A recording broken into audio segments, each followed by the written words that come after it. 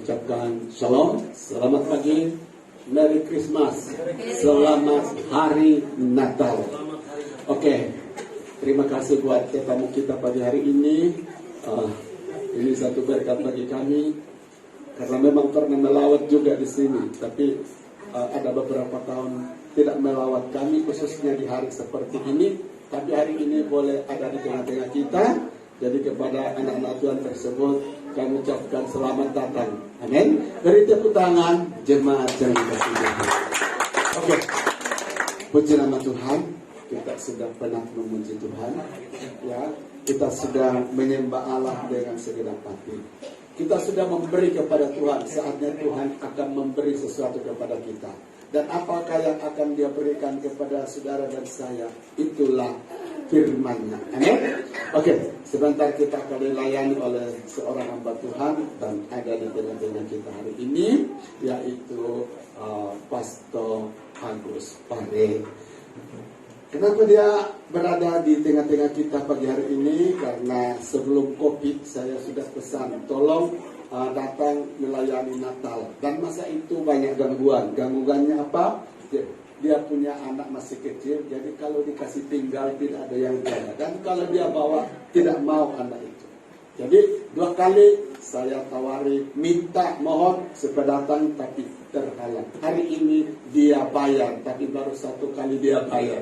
Sebab 2 kali berjanji, jadi kalau hari ini ada di tengah kita, masih ada utang 1 kali. Oke, puji nama Tuhan Yesus. Mari kita siapkan hati kita dan saya serahkan kepada hamba-Nya Pastor Agus. Terima kasih karena sudah datang ya bersama kami untuk melayani firman Tuhan pagi hari ini. Beri tepuk tangan yang meriah kami.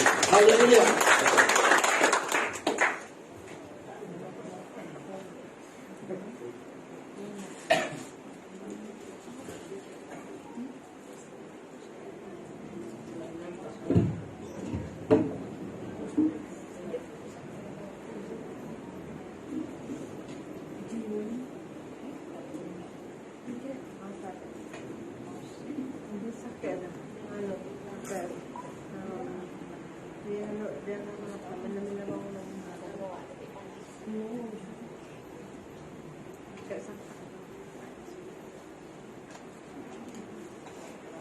Ya, puji Tuhan. Mungkin ada yang baru-baru ya di sini, dan mungkin ada yang belum kenal dan sudah kenal ya. Tapi namun saudara yang kasih, kita berkenal di dalam kasih Tuhan Yesus. Saya percaya saudara yang kasih pada pagi hari ini bukan secara kebetulan kehadiran saya. Tapi ini ketika Bapak Gembala bilang kau mau bayar utang, saya takut sekali saudara yang kasih kalau ada utang. Ya, kalau saya berutang pada manusia 10 ringgit, saya tidak senang, harus saya kasih kembali. Apalagi kalau utang yang demikian saudara yang kasih, saya sebagai hamba Tuhan saya takut. Jadi saya katakan, saya bilang, Tuhan kalau inilah yang kau kehendaki, saya harus pergi karena Tuhan sudah memberikan saya kesembuhan. Tuhan sudah menguatkan saya. Itulah ya saudara yang kasih yang saya mau nyatakan di dalam kehidupan saya, bahkan di tengah-tengah kita pada saat ini. Ya. Jadi saya bersyukur kepada Tuhan. Tuhan sudah percayakan saya, memberikan saya kesempatan ya untuk menyampaikan isi hati Tuhan. Saya saudara yang kasih, tidak lebih daripada itu dalam hidup saya, tapi yang lebih adalah kuasa Tuhan. Amin. Puji Tuhan, mari kita mempersiapkan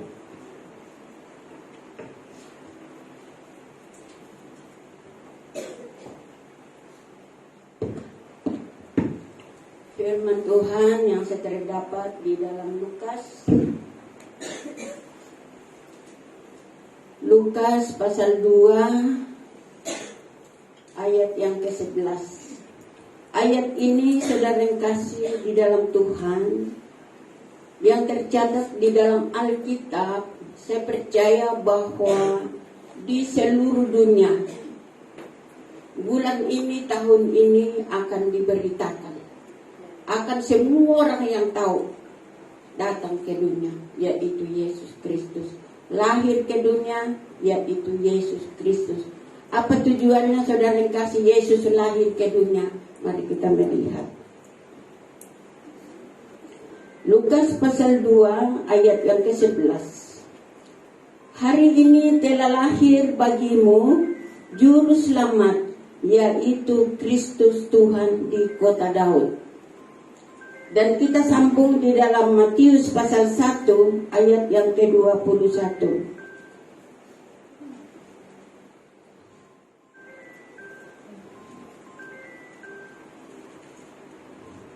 Matius 1 ayat yang ke-21.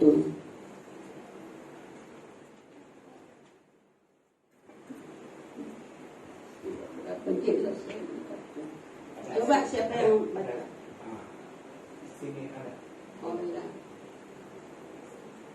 Ayat Matius 1 ayat yang ke-21. Ia akan lahir anak laki-laki dan engkau akan menamakan dia Yesus, karena dialah yang akan menyelamatkan umatnya dari dosa mereka. Jadi tujuan Yesus lahir ke dunia, saudara kasih, bukan lahir-lahir begitu saja. Seperti manusia biasa yang melahirkan anak. Lahir kita tidak tahu apa tujuannya, apa maksudnya. Tapi pada pagi hari ini kita perlu mengetahui bahwa Yesus lahir untuk menyelamatkan umat manusia. Manusia siapa saudara yang kasih yang mau diselamatkan? Tidak ada terkecuali. Karena semua itu adalah miliknya. Ada kalau secara manusia saudara kasih kita di dunia ini seringkali kita melihat kalau kita suka, kita suka. Kalau kita tidak suka, kau di situ saja. Ya, itu namanya pilih-pilih kasih, ya. Tapi Yesus lahir datang ke dunia ini tidak ada perbedaannya siapapun, kecuali orang berdosa, orang berbuat jahat, orang dan sebagainya perbuatan-perbuatan manusia. Itu yang membedakan kita di antara satu sama lainnya, itu perbuatan kita, dosa kita. Tetapi hari ini dia lahir saudara yang kasih untuk menyelamatkan orang yang berdosa. Dan pribadi saya saudara yang kasih selama ini, ya mulai COVID, saudara yang kasih bermacam-macam kejahatan yang terjadi. Bermacam-macam saudara yang kasih permusuhan terjadi. Hamba-hamba Tuhan tidak ada sudah berkomunikasi di antara satu sama lain. Di situ saja. Pelayan-pelayan saja di situ. Tidak ada perhubungan mereka saudara yang kasih untuk mempersatukan pemberitaan firman Tuhan, untuk mempersatukan apa yang disampaikan kepada umat-umat manusia. Masing-masing saudara yang kasih diam. Kau-kau, saya-saya. Tetapi mari saudara yang kasih kita perhatikan ayat ini, bahwa Yesus lahir datang untuk menyelamatkan orang yang berdosa. Orang yang berdosa saudara kasih, yaitu orang yang melakukan kejahatan. Pertama, yaitu orang yang tidak percaya kepada Tuhan. Tidak mengakui dia bahwa Yesus itu adalah juru selamat. Itu adalah dosa saudara kasih. Sebagai orang percaya, mari kita tanamkan di dalam hati kita bahwa siapa Yesus yang lahir pada hari ini untuk menyelamatkan orang berdosa. Bukan saja menyelamatkan orang berdosa, tetapi menyembuhkan orang yang sakit,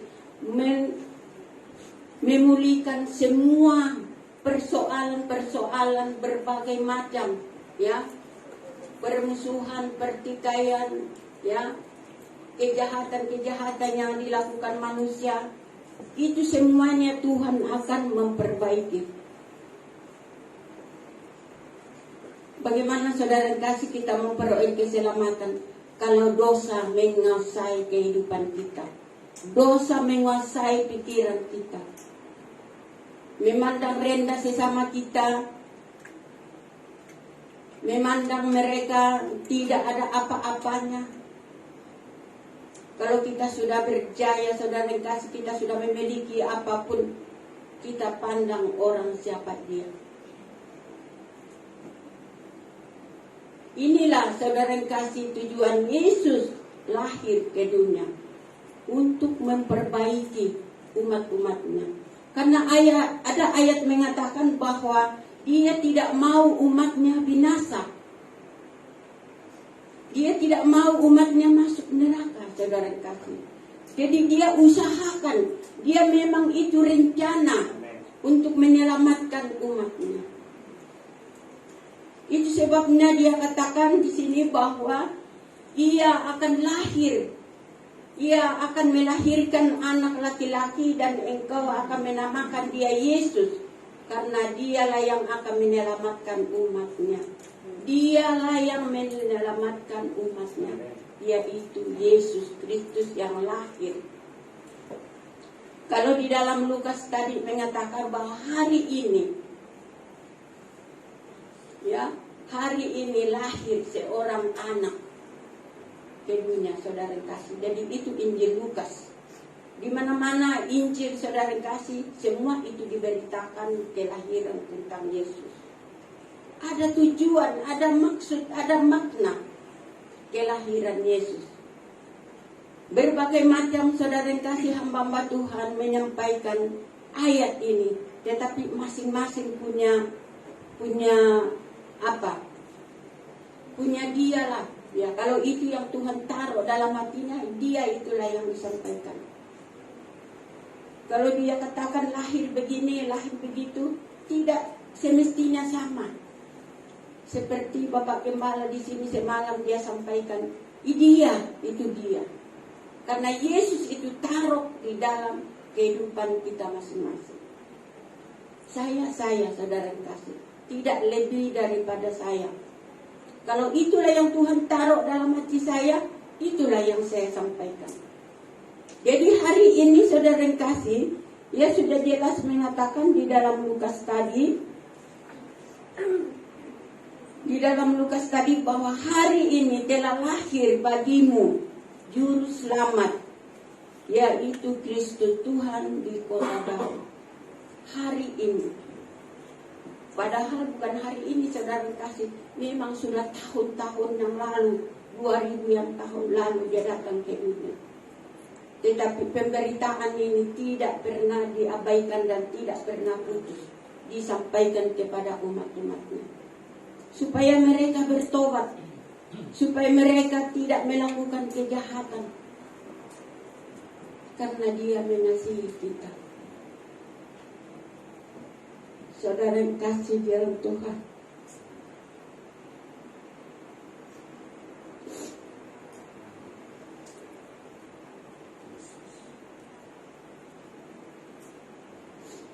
saya sebagai hamba Tuhan, selama saya menjalani sekolah Alkitab, banyak masalah saya hadapi.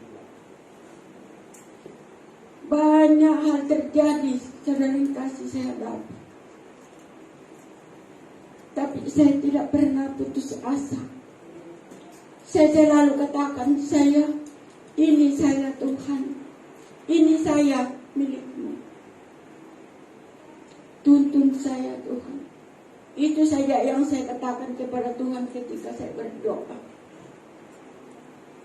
Karena saya tahu bahwa Tuhan segala-galanya dalam kehidupan kita.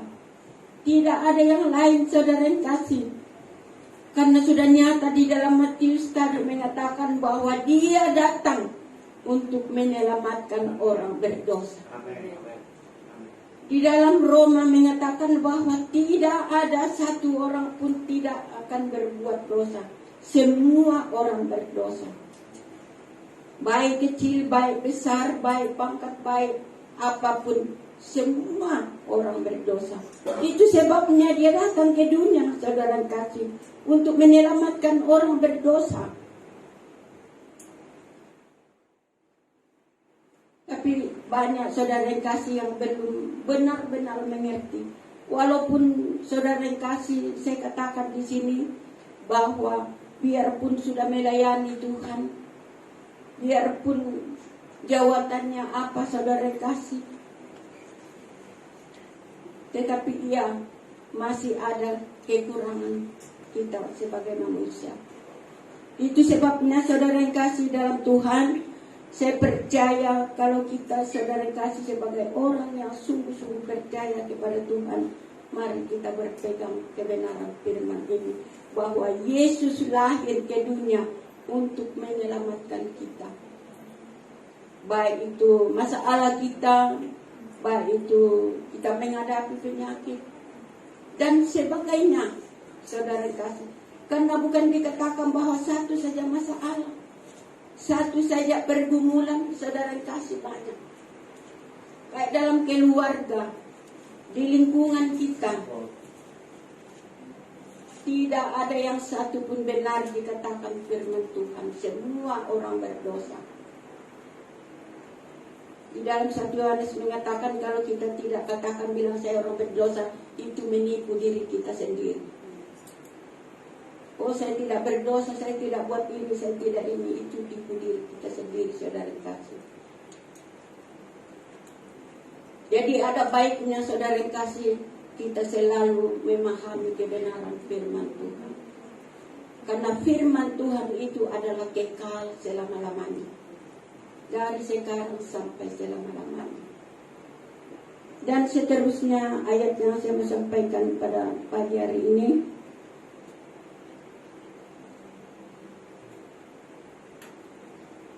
di dalam Yesaya pasal 63 ayat 1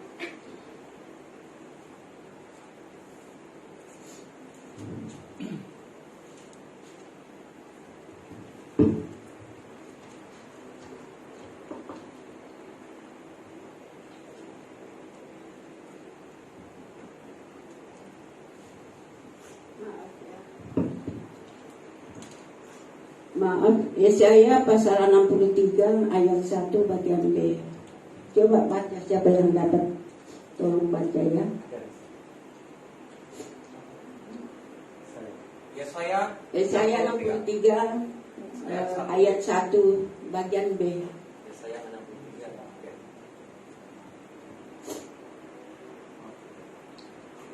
Nah, kalau apa yang datang dari Bozra? Oh, akulah yang menjanjikan kehadiran dan yang berkuasa untuk menyelamatkan. Itu kata pastor. Iya ya. Yesaya 63 ayat 1 bagian B. Betul. Iya betul. Yesaya 63 bagian B. Akulah yang menjanjikan keadilan dan Yang berkuasa untuk menyelamatkan. Jadi itu satu pengakuan Yesus Kristus. Dia mengaku karena tidak ada yang lain saudara kasih yang menyelamatkan kita. Karena dia itu sudah menjanjikan, ya. Siapa yang berjanji saudara kasih sesama kita bahwa saya boleh menyelamatkan engkau ketika kita menghadapi musuh, ya. Apakah dia menolong kita atau dia membela kita? Mungkin dia pun sendiri lari saudara kasih, takut kalau ada musuh. Tapi Yesus Kristus itu tetap janjinya untuk menyelamatkan kita. Jadi inilah saudara kasih, mari kita berpegang kepada kebenaran firman Tuhan. Bahwa Yesus lahir pada hari ini, ya, atau hari-hari yang lalu untuk datang menyelamatkan orang berdosa. Orang berdosa ini saudara yang kasih, jangan pikir bilang ayah saya ini berdosa, saya ini begini-begini. Semua orang. Cuma kita di rumah masing-masing, ya. Kita tidak tahu apa yang kita lakukan. Kita tidak tahu apa yang kita perbuat. Tetapi mata Tuhan tetap memandang kita. Itulah di dalam Amsal Sulaiman mengatakan bahwa mata Tuhan menjelajah seluruh dunia untuk memperhatikan orang benar dan orang jahat. Tidak ada tersembunyi, saudara yang kasih. Kau digelap-gelap pun buat apa-apa pun Tuhan tahu. Di mana-mana saja Tuhan tahu. Kadang-kadang saudara yang kasih kita cerita-cerita bilang ya kita saja ya, tidak ada orang dengar. Kadang-kadang saya takut saudara yang kasih karena begitu ya. Kita saja ya. Tiada orang nampak, tiada orang tahu. Padahal saudara yang kasih ada mata Tuhan. Amsal Sulaiman pasal berapa itu ya Gembala? Cuma saya ingat saja ayatnya. Ya, mata Tuhan menjelajah seluruh dunia. Bukan ini saja, di sini di depan kita tidak. Seluruh muka bumi. Tidak ada yang tidak dinampak Tuhan. Apa yang kita buat manusia. Kadang-kadang kita secara manusia berpikir saudara yang kasih. Ya, macam mana itu dia tahu semua itu. Juta-juta, ribu-ribu, miliar-miliar manusia.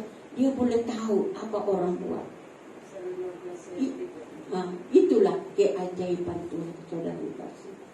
Jadi jangan sampai saudara kasih, yang penting saya berdoa, yang penting saya pergi beribadah. Setelah itu balik ke rumah, mini ya maki-maki, baik itu di luar mana saudara kasih.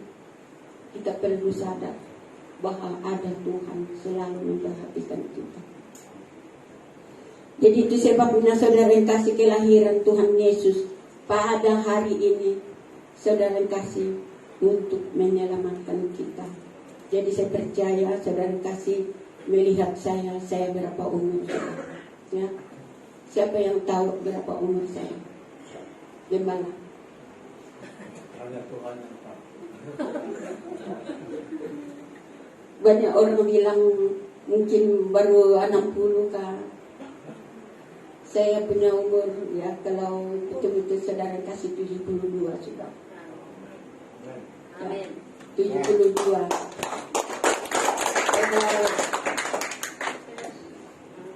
Karena kalau saya ingat mama saya beritahukan saya memang tidak ada sudah lahir, tapi saya ingat ada yang rekan-rekan yang dewasa bawa saya sekolah. Dia bilang tahun lahir kau tahun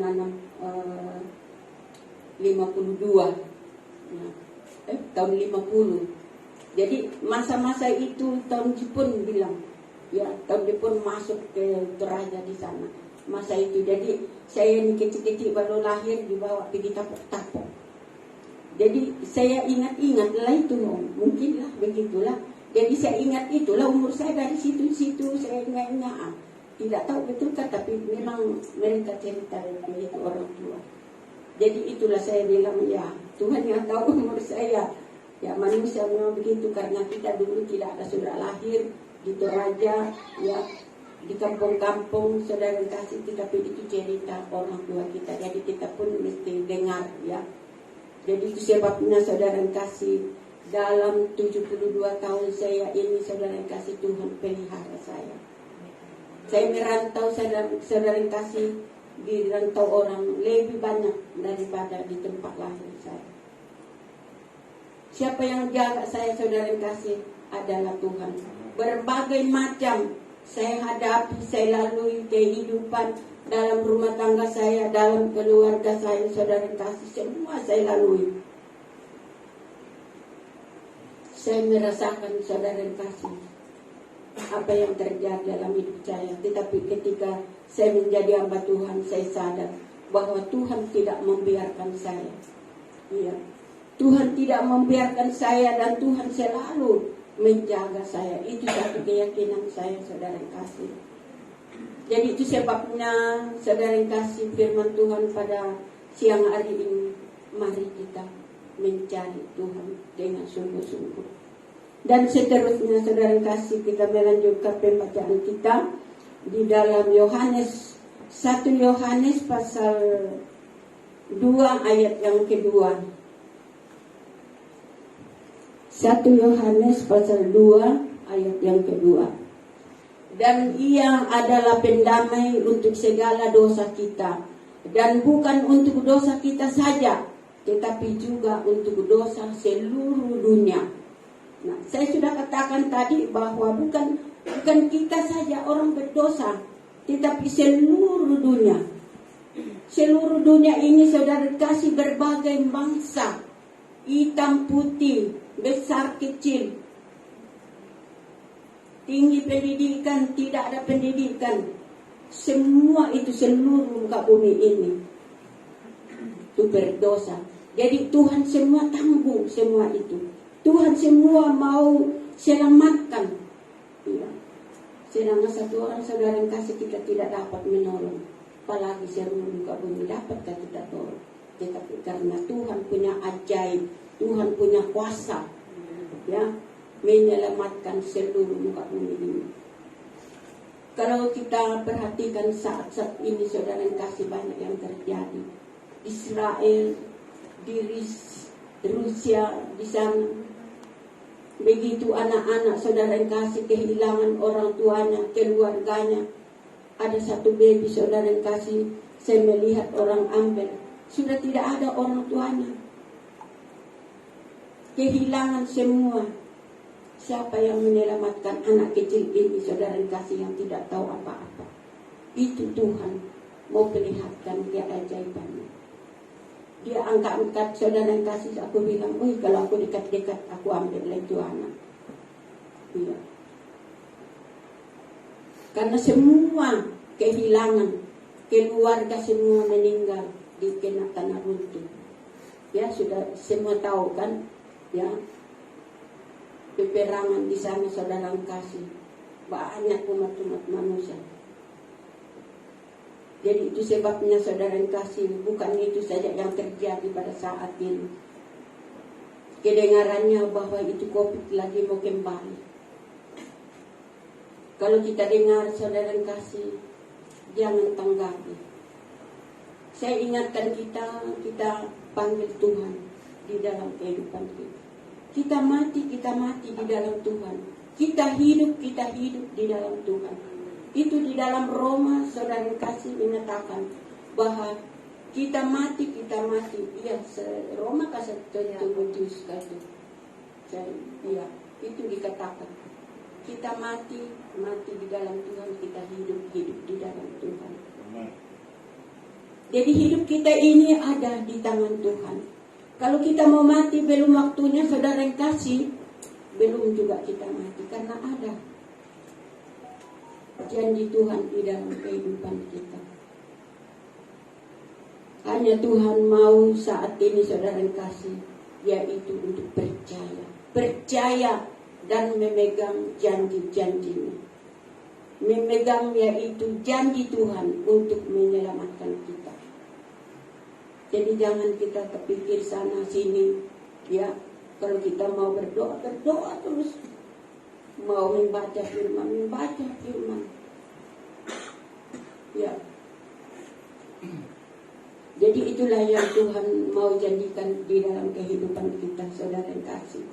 Ya. Karena di dalam Yesaya, ya, tema di sini Yesaya pasal 9 ayat yang ke-5, ya. Tapi di sini Yesaya pasal 9 ayat yang ke-5 bagian A saya ambil saja. Yesaya pasal 9 ayat yang ke-5. Sebab seorang anak telah lahir untuk kita, seorang putra telah diberikan untuk kita. Nah, itu sangat jelas. Yesus lahir untuk kita. Yesus diberikan untuk kita. Tidak ada siapa-siapa saudara yang kasih. Yesus memiliki kita, kita memiliki Yesus. Karena firman Tuhan menyatakan dalam Yohanes bahwa aku tinggal di dalam kamu, kamu tinggal di dalam aku. Jadi itulah tandanya kelahiran Tuhan Yesus datang ke dunia untuk tinggal di dalam kehidupan kita, supaya jangan kita binasa. Nah, itu tujuannya Yesus masuk ke dalam dunia, saudara yang kasih. Di mana-mana, di seluruh dunia ini, semua akan mengetahui kelahiran tentang Tuhan Yesus untuk datang menyelamatkan orang-orang yang berdosa.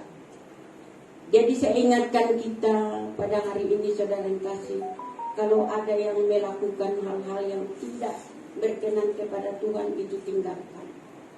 Baik itu minum-minum, merokok, melakukan adat istiadat. Kalau kami di tempat kami di Knino, saudara kasih, lebih dahsyat, saudara kasih, lebih lagi dari Tanah Toraja. Baru-baru ini, saudara kasih, saya tidak pikir tapi orang cerita berapa kerbau dipotong. Mak Padong ngelobongi menerima tamu, saudara kasih. Itu sudah kelebihan. Itu Tuhan tidak mau, saudara kasih. Yang kita mau rayakan adalah kelahiran Tuhan Yesus, yang membawa damai, yang membawa keselamatan. Sebenarnya itulah yang kita mau rayakan, saudara kasih. Tapi kalau kita rayakan itu yang menyusahkan, kita harus ingat ini orang yang ditinggalkan. Baik itu anak-anak kah, istri kah, yang ditinggalkan, orang meninggal, saudara yang kasih, itu yang kita pikir. Tapi akhirnya, saudara yang kasih, dikasih habis kalau ada itu berkat. Bukan diingat masa-masa depannya di anak-anak kalau ada anaknya. Itu saya perhatikan, jarang saya pikir di orang-orang mati di sini. Kecuali kalau sudah mengubur baru saya pikir. Kenapa, saudara yang kasih? Orang kawin bukan sikit-sikit banget, puluhan. Orang mati puluhan. Padahal saudara kita tidak pikir bahwa kita ini orang, bukan orang di sini. Besok lusa kita kena tangkap, kita dikasih pulang di tempat kita. Jadi duit itu habis diguna. Jadi apa artinya itu, saudara? Kita susahkan diri kita. Ada duit kita, tetapi kita sendiri tidak pikir mau guna macam mana. Coba pikir-pikir, saudara kasih, jangan salahkan saya. Tetapi karena firman ini, dia lahir untuk menyelamatkan kita. Semua itu, saudara kasih, menyusahkan. Mungkin orang bilang, bukan kau punya duit, bukan kau punya. Ya, mungkin ada yang begitulah. Tetapi saudara kasih, kehidupan kita itu masing-masing kita. Makanya tadi saya katakan bahwa satu orang pun kita tidak boleh menyelamatkan. Kita masing-masing menyelamatkan diri kita, saudara kasih. Masing-masing kita tanggung kita punya perbuatan. Orang tua kita kah, saudara kita kah, suami kita kah, istri kita kah, tidak ada yang bisa menolong kita atau menyelamatkan kita kecuali pribadi kita, perbuatan kita. Jadi jangan, saudara kasih, kita salahkan orang-orang yang menyampaikan. Itu kita harus bersyukur, bahwa syukurlah kita dikasih ingat, ya. Kita bersyukur kalau ada yang menyampaikan.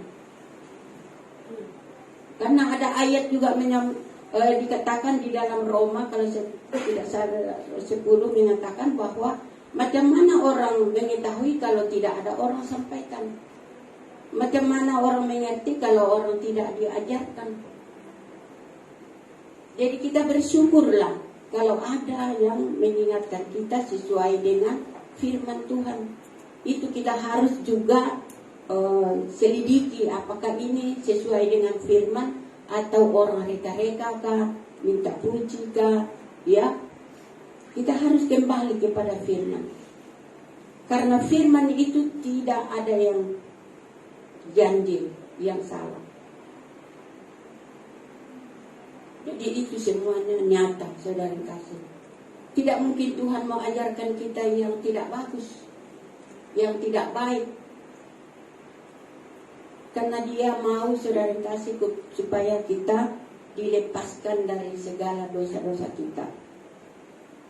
Jadi puji Tuhan saudara kasih, kita kembali di dalam pembacaan kita. Saya ambil kesimpulan di dalam ayat yang 1 Yohanes pasal 2 ayat yang kedua, ya.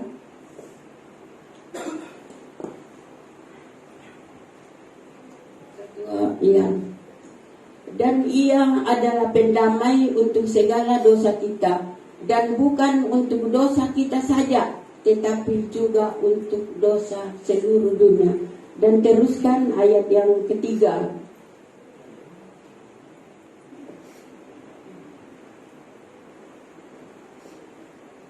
Dan inilah tandanya bahwa kita mengenal Allah, yaitu jikalau kita menuruti perintah-perintahnya. Terus, barang siapa berkata, aku mengenal dia, tetapi dia tidak menuruti perintahnya, ia adalah seorang pendusta, dan di dalamnya tidak ada kebenaran. Dan terus, tetapi barang siapa menuruti firman-Nya, di dalam orang itu sungguh sudah sempurna kasih Allah. Dengan itulah kita ketahui bahwa kita ada di dalam Dia. Itu sangat jelas, ya. Dan kalau kita belum mengerti, saudara kasih, nanti kita balik rumah dan kita perhatikan, ya benar-benar ini firman Tuhan, atau hanya itu orang menyampaikan saja reka-reka, ya. Karena firman Tuhan itu saudara kasih, kalau dia sudah keluar dari mulut Allah, dia tidak akan kembali. Dia tetap bagian kita. Kalau kita terima, syukur. Kalau kita tidak terima, syukur. Itu firman Tuhan. Dia tidak memaksa saudara kasih, tetapi kita harus mau kemana kita, ya. Mau ke pintu depan, ada dia di sana. Mau di belakang, ada dia di sana. Di mana-mana pun dia ada. Jadi itulah yang mana kita mau pilih. Mau ikut kita punya kehendak atau firman. Nah, sudah sangat jelas tadi saudara kasih membaca bahwa jikalau kita mengenal Allah, kita akan tinggal di dalam Dia.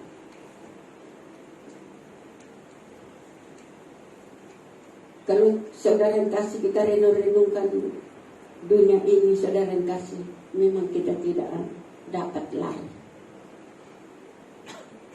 Jadi satu hal Tuhan minta dalam hidup kita, mari kita tetap setia, tetap dekat kepada Tuhan. Apapun masalah kita dan apapun persoalan kita, mari kita bawa kepada Tuhan. Karena Dia sanggup saudara kasih menyelesaikan. Lambat atau tidak saudara kasih, Tuhan memproses kita. Apakah kau terus setia? Ya, kadang-kadang ada orang berdoa langsung dijawab. Nanti itu sudah lupa. Bila dia sudah terjawab doanya apa dia mau, lupa. Tadi dia minta siapa? Dia minta apa? Tapi kalau kita diproses lama kelamaan saudara kasih, kita renungkan, wah mungkin begini. Contohnya saudara kasih, firman Tuhan saya sudah sampaikan, saudara kasih, kita sudah mengerti dan kita sudah mendengar, ya. Tetapi saya masuk dalam pribadi saya. Saya masuk dalam pribadi saya untuk menyampaikan apa yang saya alami dalam kehidupan ini. Sebelum COVID, saudara kasih, tahun 2021. Mungkin mulai, tapi masih ada komunikasi dengan antara lain, masih ada telepon, masih ada berkunjung-kunjung masa itu. Jadi saya jatuh sakit, saudara kasih, kena cancer. Dokter bilang cancer ini ganas. Dia bilang ganas. Dalam 1 tahun, mungkin tahun 2000 saudara kasih, lemah saja saya, tidak kuat, tapi tidak ada yang sakit-sakit, tidak ada rasa-rasa. 1 tahun. Bila anak saya telepon, kenapa mama ini baring saja kalau saya telepon? Saya tidak tahu nak, saya lemas saja. Tidak ada sakit. Itu badan saya makin besar, perut saya makin kembung. Tidak ada sakit. Masuk tahun 2001, saudara yang kasih, mulai ada sakit-sakit sedikit. Tapi saya ambil gosok minyak dalam nama Yesus, hilang lagi. Nanti lama-lama mungkin 1 bulan datang lagi sakit. Pada waktu saudara yang kasih, dia desak saya sakit sekali. Saya ada 1 kali saya masuk tangga, mungkin 1 jam saya di sana. Dari rambut saya itu keringat saya minta baring-baring di bawah, mau guling-guling begini. Tidak tahan itu sakit. Tidak ada siapa mau nampak saya, cucu saya, dia tidak tahu apa. Dia tanya saja, apa juga makan, Nek? Itu saja dia tanya, apa makan, Nek? Mana dah saya makan, apa kamu makan? Itulah saya masak, saya makan. Saudara yang kasih, waktu dia kena saya, tidak berhenti 1 minggu. Sakit sekali. Saya tahan saja, saya makan-makan, saya urut-urut saja, saya berdoa. Tuhan, ampuni saya, Tuhan. Ampuni saya, Tuhan. Itu saja doa saya, ampuni saya, Tuhan. Bila dia sakit, ampuni saya, Tuhan. Ampuni keluargaku. Sampai mau dekat 1 minggu saudara kasih, saya betul-betul tidak tidur masa itu. Tidak saya buang air besar. Itu perut makin besar. Saya telepon tetangga, saya bilang, boleh kau tolong antar saya ke klinik? Oh iya mak, kawannya anak saya, iya mak. Sebelum jam 7 dia datang sudah, antar ke klinik. Di klinik sana, dia baru suruh baring saya di situ, dia bilang, wah ini saya tidak diambil. Saya bikin surat pergi hospital. Nah itu bawa antar saya, dia bilang, oh iya bagus sudah bikin surat. Pergi hospital saudara kasih, dia bilang, kalau lambat ini sudah tidak ada ini ibu. Dia sudah katakan begitu, saya diperiksa saudara kasih. Mereka itu kalau ambil kursi dia sorong saya macam bunyi itu jalan macam kuda. Dia sorong saya, dia bilang kalau lambat ini ibu sudah tidak ada. Tapi hati saya tenang saja. Karena saya katakan, Tuhan, ini saya. Ini saya Tuhan, saya tahu Engkau jaga saya. Itu saja dalam hati saya. Tidak ada orang dengar saya cakap begitu dalam hatiku. Saya diperiksa. Ya, saya dikasih masuk air, tunggu. Dia mau bawa pikiran, cari orang sain, mau present. Waktu saya disuruh masuk dalam tempat present, saudara kasih laju, tarik 5 orang, tarik macam kuda itu tempat tidur itu. Iya lambat. Kalau lambat sikit ini sudah tidak ada. Lambat dia tarik, saudara kasih. Setelah itu saudara kasih saya depression, khusus saya. Jadi itu najis dia sudah kasih keluar sini karena tidak boleh keluar di bawah. Karena penyakit itu kanker itu di bawah tempat panjang di Mesir di bawah tidak pandai berak. Saudara yang kasih, saya alami. Hanya saya bilang Tuhan ini saya. Tidak ada siapa-siapa karena masa itu COVID. Tidak boleh orang masuk sana, tidak boleh telepon, tidak ada.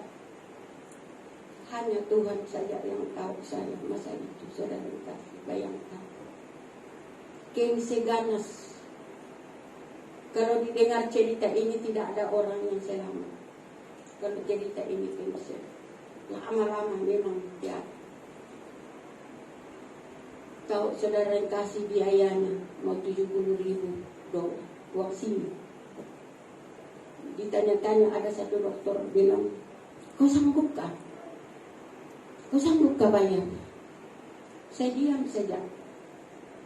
Saya hanya bilang sama Tuhan, Tuhan tolong saya. Karena semua itu adalah sumber daripada-Mu Tuhan, tolong saya. Tidak ada orang tahu hati runan saya berbisik sama Tuhan. Karena itu dokter bilang, kau sanggupkah? Malah dia tidak mau present saya karena dia pikir saya tidak sanggup membayar. Dan memang di mana ambil itu 70.000 saudara kasih. Siapa mau tolong kita? Tidak ada. Telepon anak saya di Papua, sampai dia datang. Bila dia datang, dia cek kapal terbang dia mau naik. Itu dokter. Dia cek. Oh tanggal begitu dia naik, tanggal begitu sampai. Ditunggu.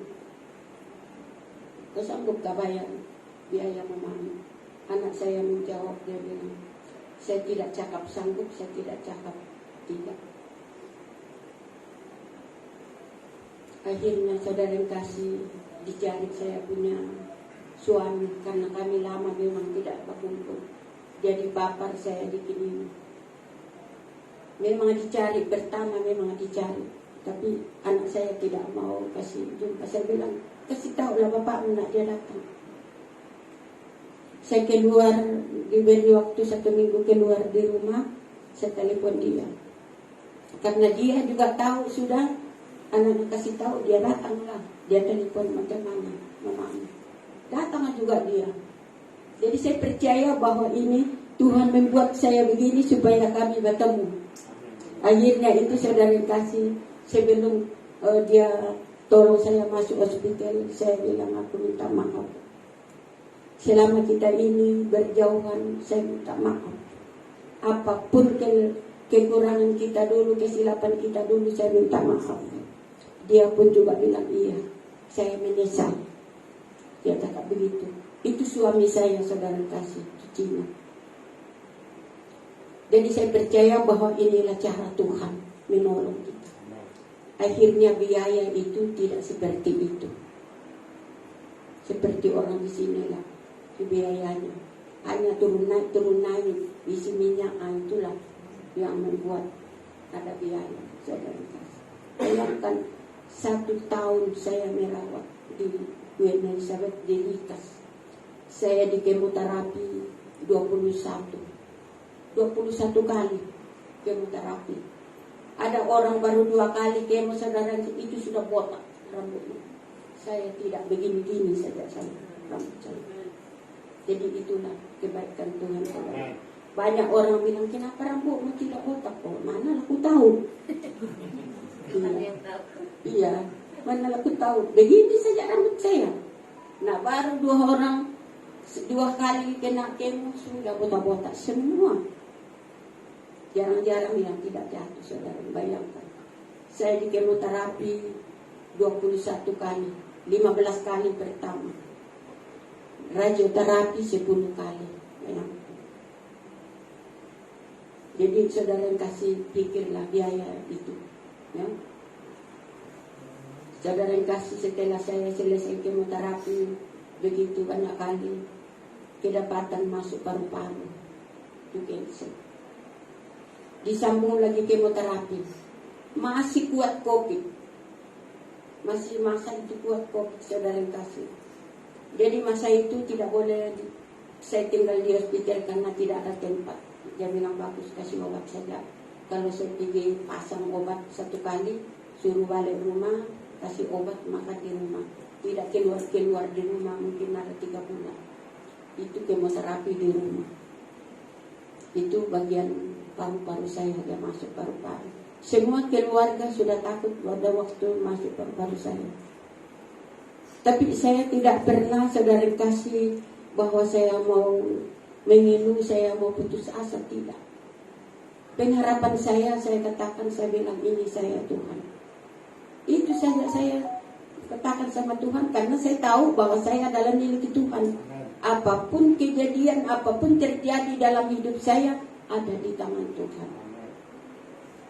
Akhirnya saudara yang kasih selesai semua perobatan saya, bilang sudah tidak ada.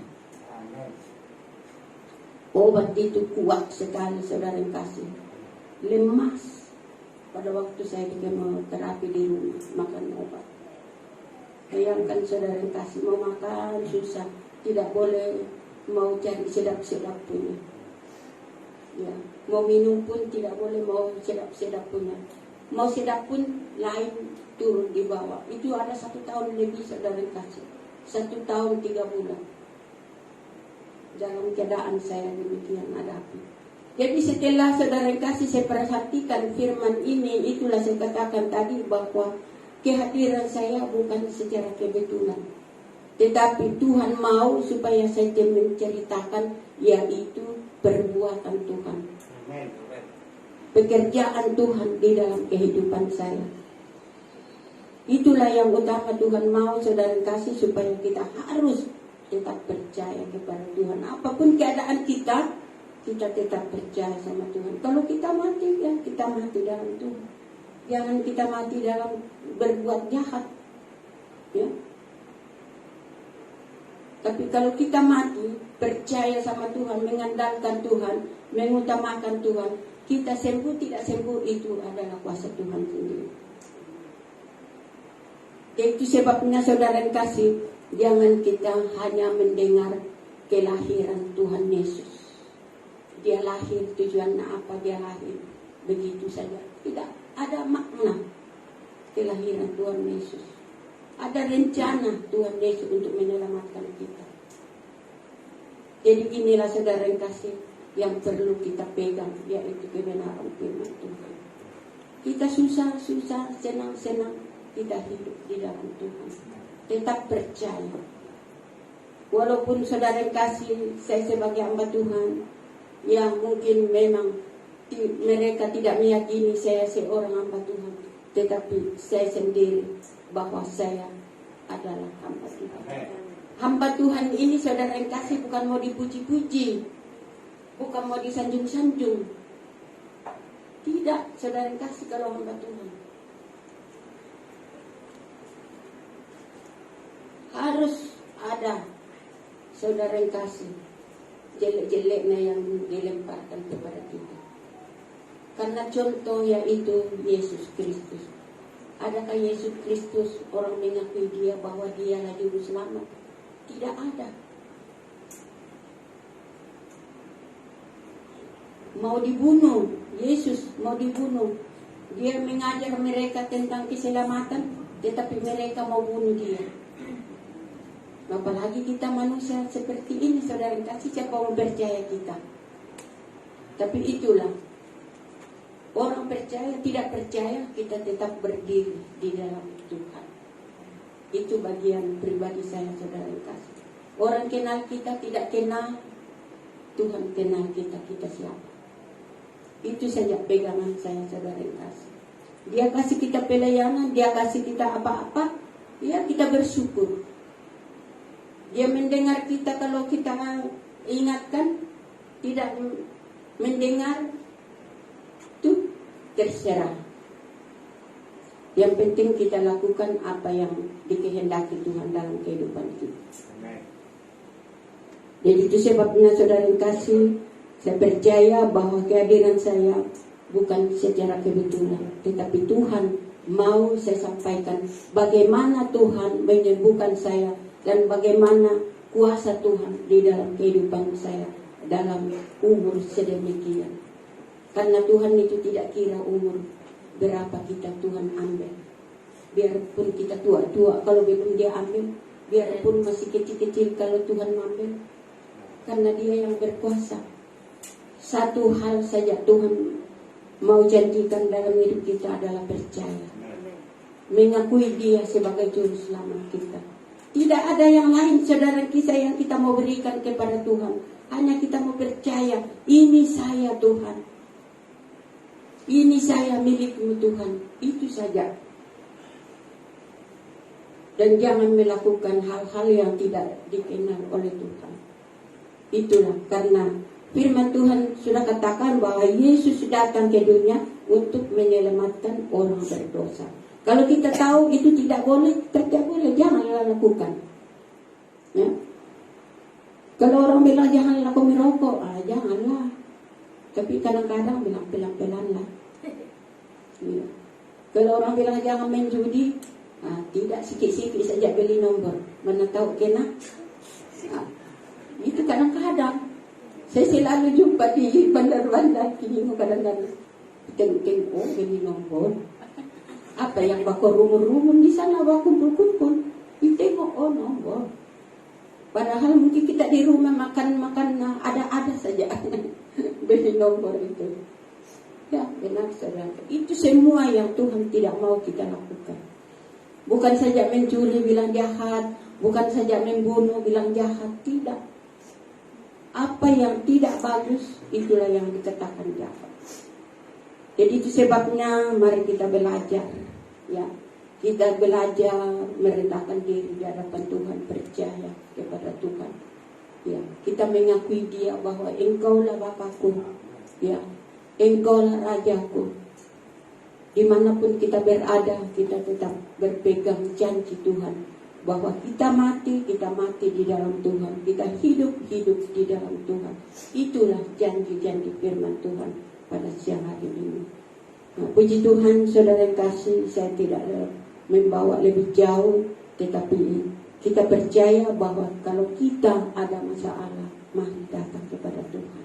Ya. Serahkan hidup kita kepada Tuhan, katakan bahwa ini aku Tuhan. Ya. Karena Dia satu-satunya penyelamat dari segala dosa kita, segala penyakit kita, segala masalah kita. Dia yang pegang kendali dalam hidup kita.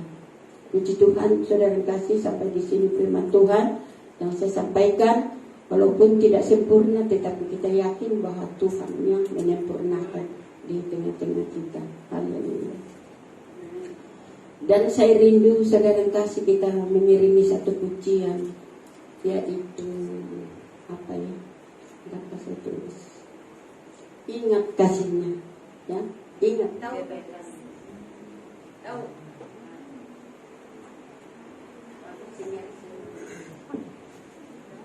Ingat kasihnya, ingat kebaikannya.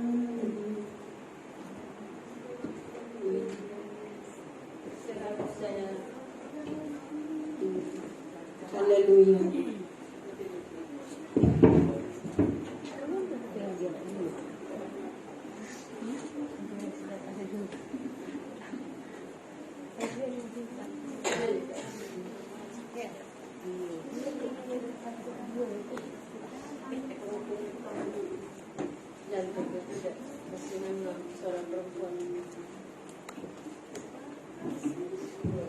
Haleluya. Makasih Tuhan Yesus. Haleluya Yesus.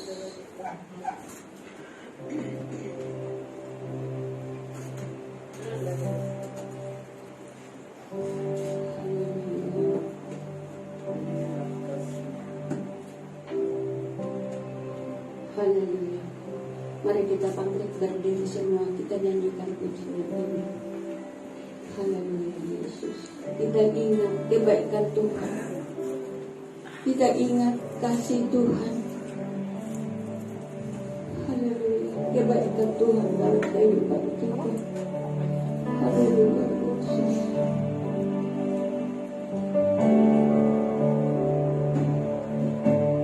Ingat kasih-Nya, ingat kebaikan dan anugerahnya,